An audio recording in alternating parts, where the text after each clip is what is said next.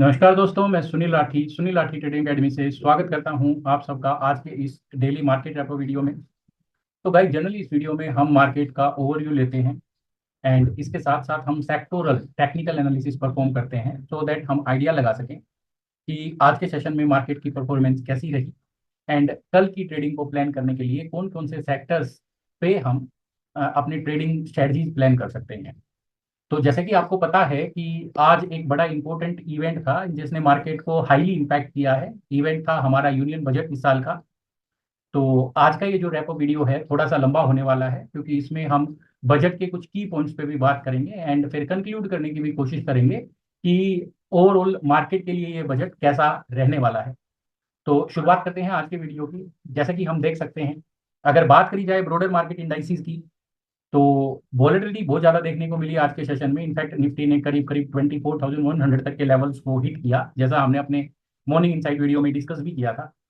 तो अगर मैं बात करूं निफ्टी के आज के क्लोजिंग की, तो 24,479.05 पे आज हमारा निफ्टी इंडेक्स क्लोज हुआ है, करीब करीब 0.12% के नेगेटिव नोट के साथ। सेंसेक्स की अगर बात करी जाए तो 0.09% के नेगेटिव नोट के साथ 80,429.04 पे ये क्लोज हुआ है। अगर बात करें हम निफ्टी 200 की, तो यहाँ पे भी डिक्लाइन देखने को मिला है एंड 0.33% के डिक्लाइन के साथ 13,788.65 पे ये क्लोज हुआ है। अगर बात करें निफ्टी 500 की, तो 22,865.2 पे ये क्लोज हुआ है, करीब करीब 0.34% के डिक्लाइन के साथ। बैंक निफ्टी की अगर बात करें हम, तो 51,778.30 पे ये क्लोज हुआ है एंड 0.96% के डिक्लाइन के साथ, या करीब करीब ये भी बोल सकते हैं कि 1% के डिक्लाइन के साथ। तो डायरेक्टली सेक्टोरल परफॉर्मेंस पे जंप करने से पहले कुछ की पॉइंट्स हम आज के बजट की बात कर लेते हैं। तो इस बार का अगर बजट की बात करी जाए तो बेसिकली चार सेक्टर्स पे गवर्नमेंट का फोकस रहा है ये बजट में। पहला है अन्नदाता, यानी कि फार्मर पे फोकस्ड बजट बनाने की कोशिश करी है सरकार ने। दूसरा की पॉइंट है गरीब, यानी कि बजट में कुछ ऐसी चीजें भी शामिल की गई हैं जिससे गरीबों को हेल्प की जा सके।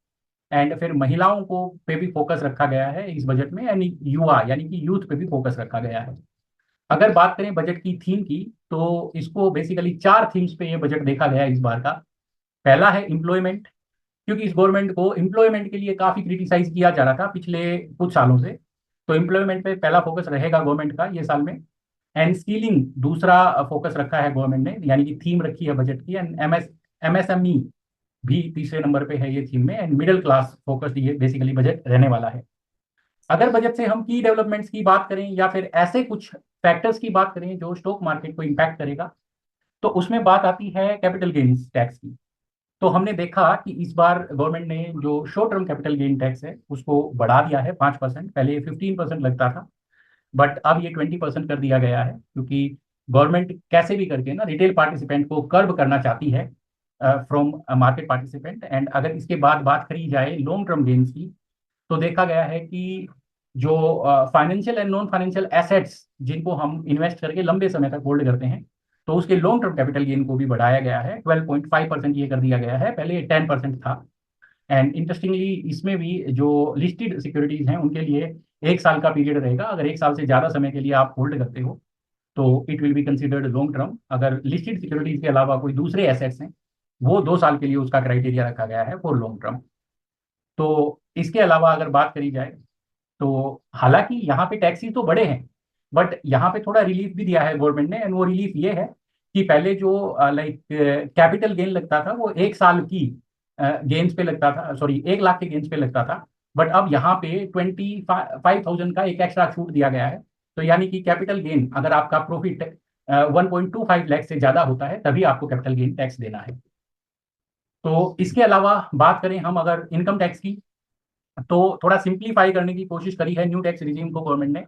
एंड टैक्स स्लैब्स में भी थोड़ा चेंज किया है। तो अगर आपका इनकम ब्रैकेट 0 से 3 लाख का है तो आपको कोई टैक्स नहीं देना है under new tax regime. And अगर 3 से 7 लाख का ब्रैकेट में आप आते हो तो 5% का टैक्स रहेगा। एंड 7 to 10 लाख के ब्रैकेट में 10% का फिक्स किया गया है। एंड 10 to 12 लाख के ब्रैकेट में 15% का, 12 to 15 लाख के ब्रैकेट में 20% का, एंड 15 लाख या उससे हायर के ब्रैकेट में अगर आप आते हो तो फिर 30% का जो है इनकम टैक्स आपको देना पड़ेगा। तो यहाँ पे हम देख सकते हैं कि जो चेंजेस किए गए हैं न्यू टैक्स रिजीम में, ये भी कहीं ना कहीं आम आदमी के हाथ में थोड़ा सा एक्स्ट्रा पैसा डालेगा। आई मीन लोगों के पास थोड़ा फ्री कैश बचेगा टैक्सीज पे करने के बाद। एंड स्टैंडर्ड डिडक्शंस की अगर बात करी जाए तो पहले 50,000 होता था एंड अब ये 75,000 कर दिया गया है। तो यहाँ पे करीब करीब 17,500 रुपये का फर्क पड़ने वाला है अगर बात करी जाए नॉर्मली तो। एंड बात करें अगर फैमिली पेंशन या फिर पेंशनर्स, तो इसको भी जो डिडक्शन है इसको भी बढ़ा के पहले 15,000 होता था ना, इसको 25,000 कर दिया गया है। तो अगेन ये एक आम आदमी के हाथ में पैसा डालने की बात करी गई है। जब भी आम आदमी की इनकम बढ़ती है तो वो कहीं ना कहीं मार्केट में इन्वेस्टमेंट लेके आती है। तो बेसिकली अगर देखा जाए तो इकोनॉमिक फ्लो ये इंक्रीज करने का काम करेगा। तो ये एक अच्छा जो पॉइंट कंसीडर किया जाएगा गवर्नमेंट की तरफ से। अगर बात करें गवर्नमेंट के जो एक्सपेंडिचर्स की, तो डिफेंस पे रखा रखा गया है करीब करीब 4,54,773 का टारगेट।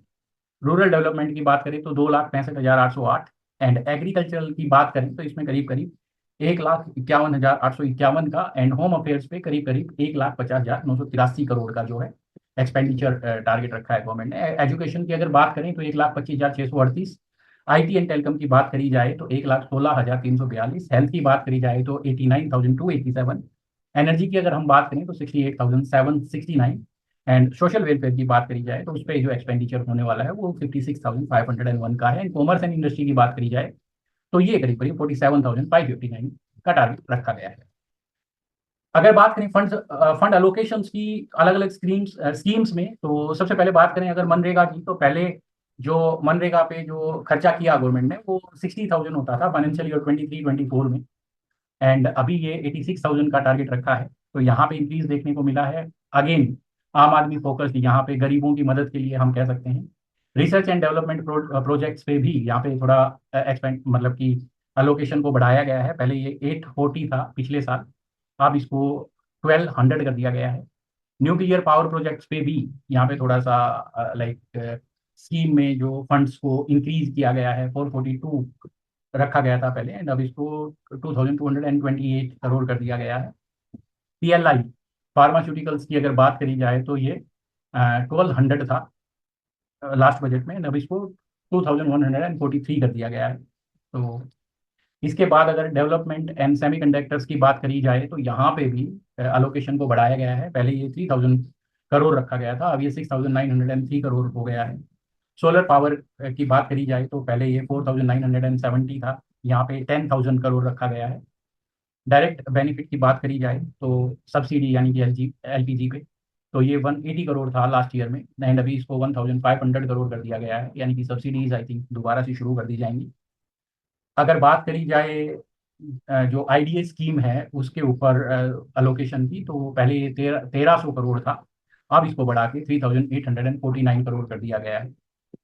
तो कुल मिला के बजट को अगर हम कंक्लूड करें तो ये एक बहुत ही सिंपल सा एंड एक तरीके से कहा जाए तो स्पेशली आम आदमी फोकस्ड बजट रहा है इस बार।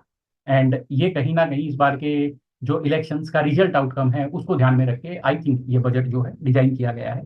तो बजट का जो इम्पैक्ट है स्टॉक मार्केट पे क्या होने वाला है उसको हम सिंप्लीफाई करें तो हम कह सकते हैं कि ये कहीं ना कहीं न्यूट्रल ही रहने वाला है। हालांकि जो इंक्रीज इन कैपिटल गेन्स देखने को मिला है वो डेफिनेटली स्टॉक मार्केट के लिए एक नेगेटिव फैक्टर है। इसके साथ साथ जो एफ एंड ओ ट्रेडिंग है उस पर भी थोड़ा सा एसटीटी में इंक्रीज देखने को मिला है। तो ये कहीं ना कहीं कुछ एक स्टेप्स लिए गए हैं गवर्नमेंट की तरफ से रिटेल पार्टिसिपेशन को कर्व करने के लिए। बट मेरे को नहीं लगता कि ये चीज़ें मार्केट को बहुत ज़्यादा नेगेटिवली इफेक्ट करेंगी, क्योंकि एक जगह पे अगर टैक्सेस को बढ़ाया गया है तो वहां पे थोड़ा सा छूट भी दिया गया है, क्योंकि कैपिटल गेन्स का दायरा बढ़ाया गया है। पहले 1 लाख था तो अभी उसको 1,25,000 कर दिया गया है। तो कुल मिला के अब देखते हैं कि मार्केट कैसा मूव लेती है। बट हमें लगता है कि आफ्टर बजट एक थोड़ा सा पुल बैक आ सकता है, हो सकता है मार्केट में। बट ऐसा कोई मेजर वीकनेस या फिर कोई बहुत पैनिक वाला बजट तो हम नहीं कहेंगे इसको। एक तरीके से बैलेंस्ड एंड स्पेशली आम आदमी फोकस्ड बजट कहा जा सकता है। बिजनेस के लिए इतना कुछ छिपा हुआ लग नहीं रहा है ये बजट में ये स्टेज पे। यस, गवर्नमेंट के अलग अलग स्कीम्स में जो एक्सपेंडिचर है वो कंटिन्यू रहेगा। अगेन रिन्यूएबल एनर्जी जो है वो फोकस में रहेगा। एंड इसके अलावा अगर हम बात करें लाइक दूसरा डेवलपमेंट वगैरह एंड फिर एग्रीकल्चरल, तो ये थोड़ी सी थीम्स हैं जहाँ पे हम इन्वेस्टमेंट अपॉर्चुनिटीज लुक आउट कर सकते हैं। तो अगर बात करी जाए आज के सेक्टोरल परफॉर्मेंस की मार्केट में, तो निफ्टी एफएमसीजी ने आज लाइक अच्छा परफॉर्म किया है। 2.68% का गेन विटनेस किया है इसने।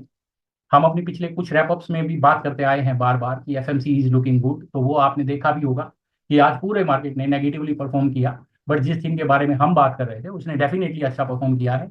अगर बात करें हम निफ्टी मीडिया की, तो मीडिया का जो ओवरऑल स्ट्रक्चर है वो थोड़ा नेगेटिविटी को सपोर्ट करता है, बट कल के रैपअप में हमने बात करा था कि मीडिया अपने सपोर्ट के पास पहुंच चुका है, तो यहाँ से थोड़ा बहुत रिकवरी मीडिया में एक्सपेक्ट किया जा सकता है। निफ्टी आईटी की अगर बात करी जाए तो ऑब्वियस है, आईटी में अर्निंग सीजन चल रहा है, उसकी वजह से आईटी में थोड़ा डिक्लाइन देखने को मिला था कल के सेशन में, बट आईटी ने भी आज मार्केट को सपोर्ट करने की कोशिश करी है। फार्मा अगेन बजट में थोड़े कुछ कैंसर रिलेटेड जो मेडिसिन हैं उसके ऊपर कुछ सब्सिडी की बात हुई है, तो वो कहीं ना कहीं एक पॉजिटिव फैक्टर लेके आया है फार्मा सेक्टर के लिए। एंड एक और इम्पोर्टेंट पॉइंट, इस बजट में गवर्नमेंट ने जो गोल्ड के ऊपर excise duty, sorry custom duty जो थी उसको भी डिक्रीज किया है। तो पहले ये 15% का कस्टम ड्यूटी लगता था, एंड अभी इसको 6% कर दिया गया है, तो करीब करीब 9% का जो है कस्टम ड्यूटी में डिक्लाइन देखने को मिला है। एंड इस डिक्लाइन की वजह से गोल्ड में करीब करीब कुछ 5 to 6 थाउजेंड रुपीज का जो प्राइस है वो गोल्ड में सडनली डिक्लाइन भी देखने को मिला। तो कहीं ना कहीं ये जो स्टेप है गवर्नमेंट की तरफ से वो गोल्ड को सस्ता करेगा एंड गोल्ड को आम आदमी की रीच में पहुंचाएगा। हमने देखा कि एमसीएक्स पे सोना बजट से पहले करीब करीब 72,000 के आसपास ट्रेड कर रहा था, बट बजट आने के बाद ये करीब करीब 68,500 तक पहुंच गया था। तो वो जो कस्टम ड्यूटी कट की गई है उसी का इम्पैक्ट था। इसके अलावा ये जो गोल्ड में कस्टम ड्यूटी कट होने वाली बात है, ये कहीं ना कहीं हम ये कह सकते हैं कि जो जो ज्वेलरी रिलेटेड सेक्टर्स हैं या फिर कंपनी है उनके लिए एक बेनिफिशियल रहेगा। हमारा मानना ये है कि जब किसी भी कमोडिटी का प्राइस हायर होता है तो डिमांड परस्पेक्टिव से वो एक नेगेटिव फैक्टर प्ले करता है, बट क्योंकि ये प्राइस में जो ड्रॉप देखने को मिलेगा because of cut in duty, तो ये कहीं ना कहीं ज्वेलरी सेक्टर के लिए एक अच्छा इवेंट कंसिडर किया जा सकता है। इसके अलावा नेगेटिवली परफॉर्म करने वाले सेक्टर्स की मैं बात करूं तो Nifty reality, PSU banks, Nifty financial services, Nifty bank, metal and energy, ये सारे सेक्टर्स जो हैं आज के सेशन में नेगेटिवली परफॉर्म किए हैं। अगर बात करी जाए मार्केट में एडवांस डिक्लाइन रेशियोज की, तो यहाँ पे हम देख सकते हैं कि एनएससी पे 926 शेयर्स जो हैं आज पॉजिटिव नोट के साथ क्लोज हुए हैं। वहीं पे बात करी जाए गिरने वाले शेयर्स की, तो करीब करीब 1374 शेयर्स ऐसे हैं जो नेगेटिव नोट के साथ क्लोज हुए हैं। अगर ओवरऑल इंडेक्स वाइज परफॉर्मेंस की मैं बात करूं तो एफएमसीजी, आईटी एंड मीडिया, इन तीन सेक्टर्स को अगर छोड़ दिया जाए तो इसके अलावा सारे ही इंडाइसिस में जो इंडेक्स कॉन्स्टिट्यूएंट्स हैं उनमें गिरने वालों का परसेंटेज ज्यादा रहा है, यानी कि गिरने वाले जो शेयर्स हैं इंडेक्स कॉन्स्टिट्यूएंट्स वो 50% से ज्यादा रहे हैं ऑलमोस्ट एवरी इंडेक्स में, except FMCG, IT and media. अगर पुलर्स एंड ड्रैगर्स की बात करी जाए तो आईटीसी आज लाइक निफ्टी में 56 पॉइंट्स का पॉजिटिव कंट्रीब्यूशन लेके आया है। तो मार्केट का फॉल और भी ज्यादा सीवियर हो सकता था, but it was supported by FMCG and IT sector. तो हम देख सकते हैं आईटीसी ने 56 पॉइंट्स का पॉजिटिव कंट्रीब्यूशन दिया आज निफ्टी की मूवमेंट में। इन्फी ने 23.97 पॉइंट्स का पॉजिटिव कंट्रीब्यूशन दिया है। टाइटन ने 22.27 पॉइंट्स का पॉजिटिव कंट्रीब्यूशन दिया है, एंड एनटीपीसी ने भी करीब करीब 10.5 पॉइंट का पॉजिटिव कंट्रीब्यूशन दिया है। एंड टाटा कंज्यूमर्स की बात करें तो करीब करीब 7.8 पॉइंट्स का यहाँ से भी पॉजिटिव कंट्रीब्यूशन देखने को मिला है। निफ्टी को नीचे खींचने वाले स्टॉक्स की अगर बात करी जाए तो सबसे पहले नाम आता है एलटी का। एलटी ने करीब करीब 34 पॉइंट्स का नेगेटिव कंट्रीब्यूशन दिया है। एचडीएफसी बैंक ने 26.63 पॉइंट्स का नेगेटिव कंट्रीब्यूशन दिया है।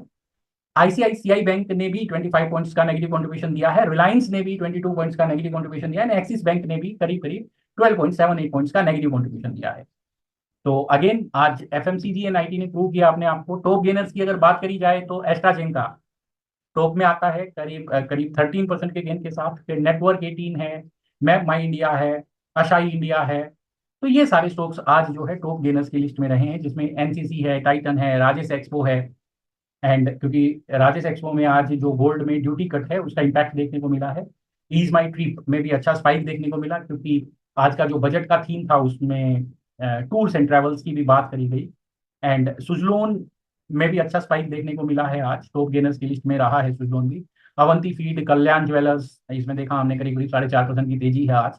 टाटा कंज्यूमर्स एंड फिर Jubilant Ingrevia and TV 18 broadcast. तो मीडिया, ज्वेलर्स, ये सारे स्टॉक्स में आज गेनर्स की लिस्ट में रहे हैं। बात करी जाए अगर डेली टॉप लूजर्स की तो इरकॉन, आरसीएफ, एफएसीटी। इरकॉन रेलवे का हो गया, आरसीएफ एग्रीकल्चर का हो गया, again like chemical and fertiliser sector से हो गया, एफएसीटी भी, रेलटेल। तो ये जो स्टॉक्स चले हुए थे बजट से पहले, यहाँ पे थोड़ी प्रॉफिट बुकिंग देखने को मिली है, बट जिस तरीके का आउटकम गवर्नमेंट की तरफ से आया है बजट को लेके, तो फार्मा सेक्टर अभी भी फोकस में रहेगा आने वाले टाइम में। तो बाय ऑन डिप्स की स्ट्रेटजी रखी जा सकती है लाइक फर्टिलाइजर स्टॉक्स के ऊपर। तो अगर हम बात करें वॉल्यूम बजर्स की, ऐसे स्टॉक्स की जिनमें सडनली 5 टाइम से ज़्यादा वॉल्यूम स्पाइक देखने को मिला है, तो एक ये बोरोसिल रिन्यूएबल एनर्जी 34 टाइम्स का वॉल्यूम स्पाइक देखने को मिला है। एस्ट्रा जिंका में है करीब करीब 28 टाइम्स का वॉल्यूम स्पाइक। अशाही इंडिया में है 14.4 पॉइंट्स का, सॉरी 14.4 टाइम्स का वॉल्यूम स्पाइक है। एनसीसी में, ईज माई ट्रिप में, गैलेक्सो, एवेंटी फीड, तो ये जो सारे स्टॉक्स हैं इनमें सडनली वॉल्यूम स्पाइक देखने को मिला है। एज वेल एज सुजलोन में भी वॉल्यूम स्पाइक है, map my India and Oberoi reality. अगर बात करी जाए मोस्ट एक्टिव स्टॉक्स की, तो इस लिस्ट में हमेशा कॉमन शेयर्स ही रहते हैं, एचडीएफसी, एचएएल, आरबीएनएल, तो ये सारे स्टॉक्स ही हैं इस लिस्ट में। ये लिस्ट स्पेशली उन लोगों के काम आती है जो लोग इंट्राडे ट्रेड करते हैं या फिर ऑप्शंस ट्रेड करते हैं। अगर बात करें ऐसे स्टॉक्स की जो अभी अपने 52 वीक्स का हाई हिट कर रहे हैं, तो इनमें सबसे टॉप में आता है एनसीसी। आज एनसीसी ने अपना लाइफ टाइम हाई हिट किया है, I mean 52 weeks high hit किया है। सुजलोन ने 52 वीक्स हाई हिट किया है। कल्याण ज्वेलर्स ने 52 weeks high, Torrent Pharma, and फिर Godrej CP, Indus Tower, Glaxo, Federal Bank, Dabur, United Spirits, and फिर Hindustan Unilever, Colpal, Britannia, PII industries and Mphasis, TCS, Sumitomo chemicals, Lal PathLab and Deepak Nitrite, ये सारे stocks हैं जिन्होंने अभी अपना 52 वीक्स का हाई हिट किया है। इसके बाद फटाफट नजर मार लेते हैं उन स्टॉक्स की जिन्होंने आज अपने नंबर्स पब्लिश किए हैं या फिर अपनी अर्निंग रिपोर्ट्स पब्लिश की हैं। तो सबसे पहले बात आती है हिंदुस्तान यूनिलीवर की।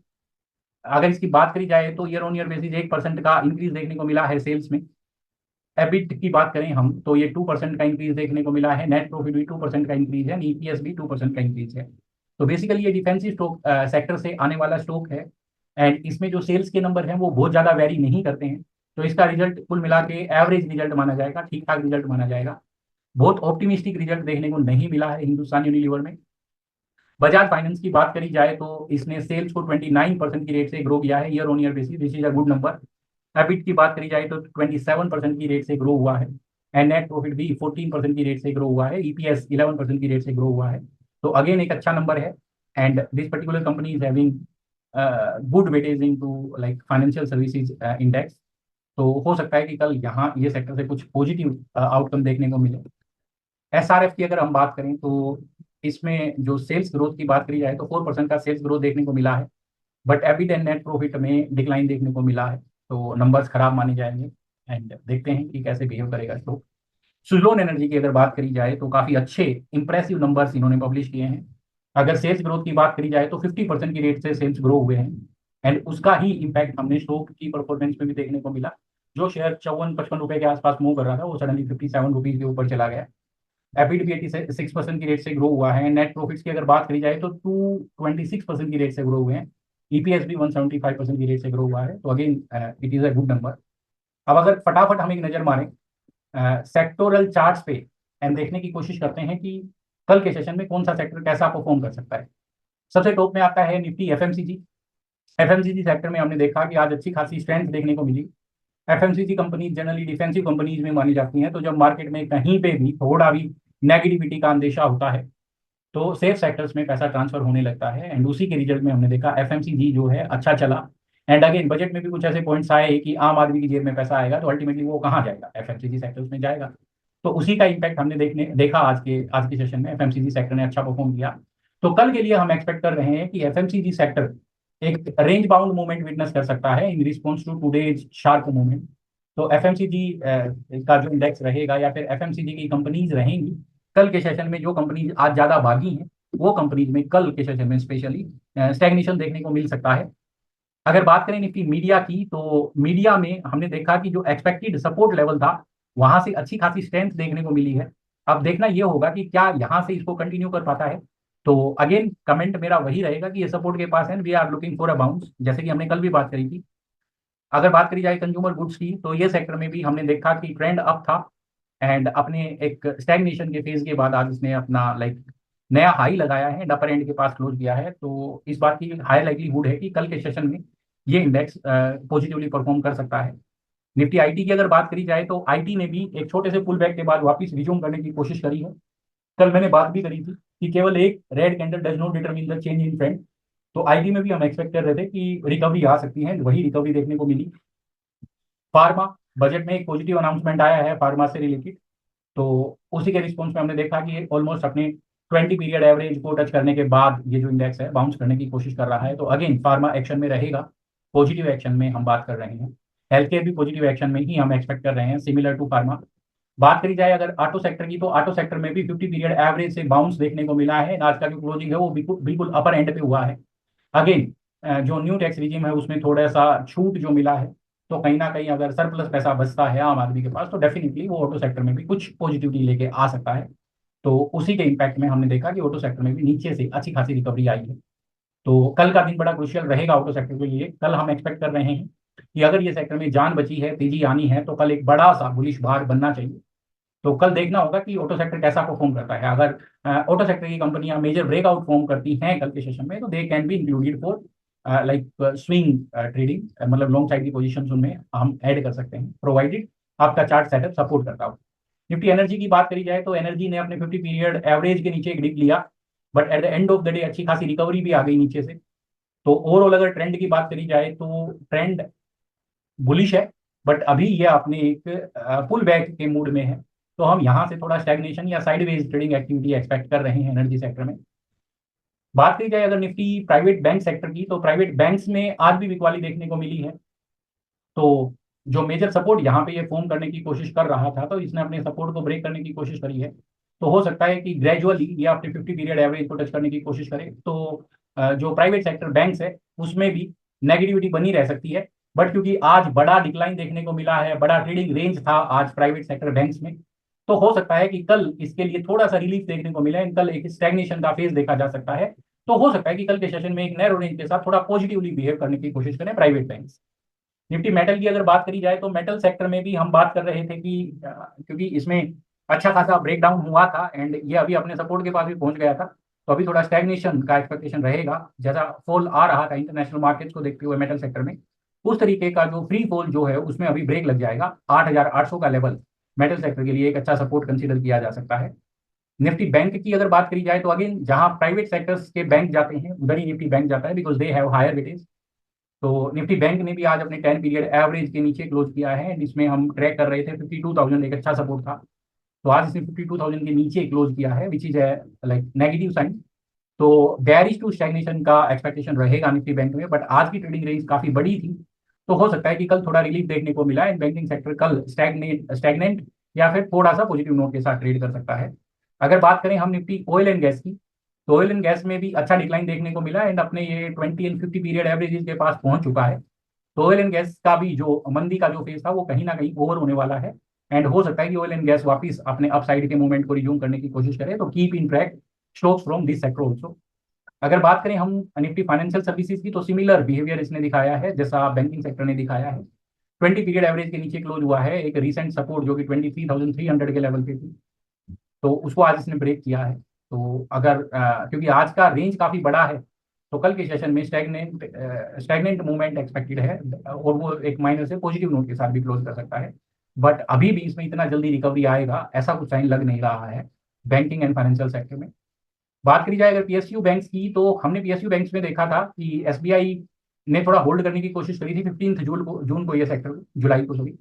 बट यहाँ पे वो स्ट्रेंथ बिल्डअप हो नहीं पा रही है, अभी इसने रिसेंट सपोर्ट को ब्रेक किया है। तो यहाँ पे हम कह सकते हैं कि trend is missing, momentum is missing. तो अभी हमें क्लियर ब्रेकआउट की जरूरत पड़ेगी to confirm trend and momentum. बात करें अगर रियलिटी सेक्टर की, तो रियलिटी सेक्टर ने भी ग्रेजुअली अपने 50 पीरियड एवरेज को हिट कर दिया है एंड नॉर्मली 50 पीरियड का जो एवरेज होता है वो अपने आप में क्रूशियल सपोर्ट का काम करता है। तो अब क्योंकि ये सेक्टर अपने क्रूशियल सपोर्ट के पास है, तो अब देखना होगा कि हाउ इट बिहेव्स। तो हम एक्सपेक्ट कर रहे हैं कि यहाँ पे थोड़ा स्टेगनेंट होने के बाद थोड़ी रिकवरी आनी चाहिए, बट यहाँ से ये कंटिन्यूसली गिरता रहता है तो फिर हो सकता है कि और डीपर करेक्शन इसमें देखने को मिल सकती है। बट आज की डेट की मूवमेंट के अकॉर्डिंग, क्योंकि जिस तरीके से आज बजट में अनाउंसमेंट भी आए अफोर्डेबल हाउसिंग एंड ऑल, तो ये कहीं ना कहीं एक सपोर्टिंग फैक्टर रहेगा ये पूरे सेक्टर के लिए। तो ये सेक्टर अगर बाई चांस गिरता भी है आने वाले दिनों में, तो इसमें बाइंग इन डिप्स की स्ट्रेटजी रखी जा सकती है। तो आज की इस रेपो वीडियो में हमने हमारी तरफ से जो की फैक्टर्स हैं मार्केट को इम्पैक्ट करने वाले, इन्फ्लुएंस करने वाले एंड सेक्टोरल परफॉर्मेंस का एक जायजा लेने की कोशिश करी है एंड आई होप कि आपको ये हमारी वीडियो सीरीज अच्छी लग रही होगी। अगर इसके अलावा कुछ ऐसा टॉपिक आप चाहते हैं जो आपको डिफिकल्ट लगता है, आप एकदम सिंप्लीफाइड वे में उस टॉपिक को चाहते हैं कि हम उस टॉपिक पे एक वीडियो बनाएं ना आपके साथ शेयर करें, तो डेफिनेटली आप हमें कमेंट में बताइए एंड हम आपकी चॉइस के टॉपिक पे वीडियो बनाएंगे। एंड जरूर हमारा जो ट्रेडिंग एक्सपीरियंस रहा है पिछली पिछले 20 ईयर्स का, वो एक्सपीरियंस मैं आप लोगों के साथ इन वीडियोज के जरिए शेयर करने की कोशिश करूंगा। तो आज के लिए इतना ही। Thank you for watching, stay connected for more such videos.